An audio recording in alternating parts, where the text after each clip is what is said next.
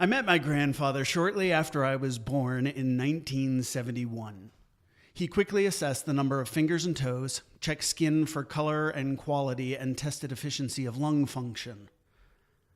I passed quality control. I loved my grandfather. He may have loved me, but I suspect it may not have been like that for the Series 1 Hudsons. 3 F-class variants were produced and 1 M-class.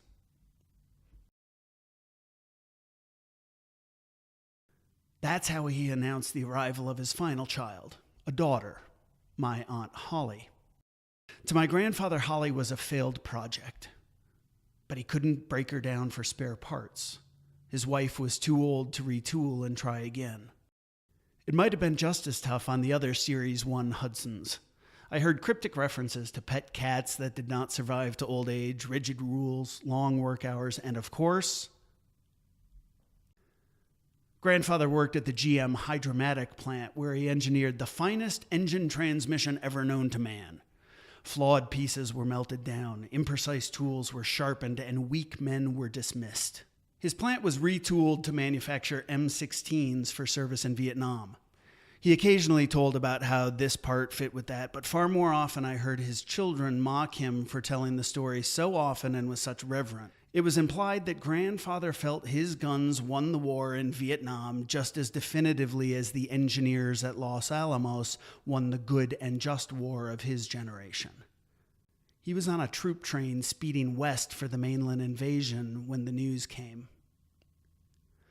The train slowed, then sped up again, then stopped, turned back east, and brought him home alive. But his guns didn't win Vietnam, and it wasn't just.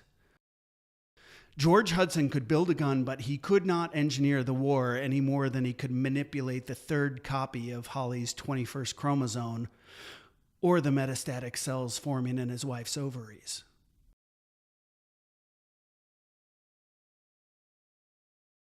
Is how he announced my grandmother's passing.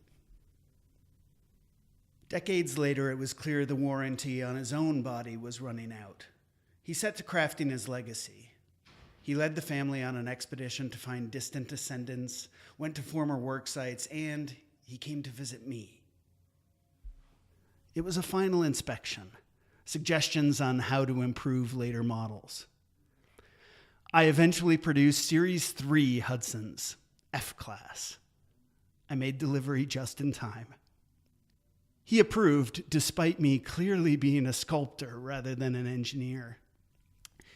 He did not count their fingers or test their intellect. He looked at them with complete awe and reckless, unconditional love.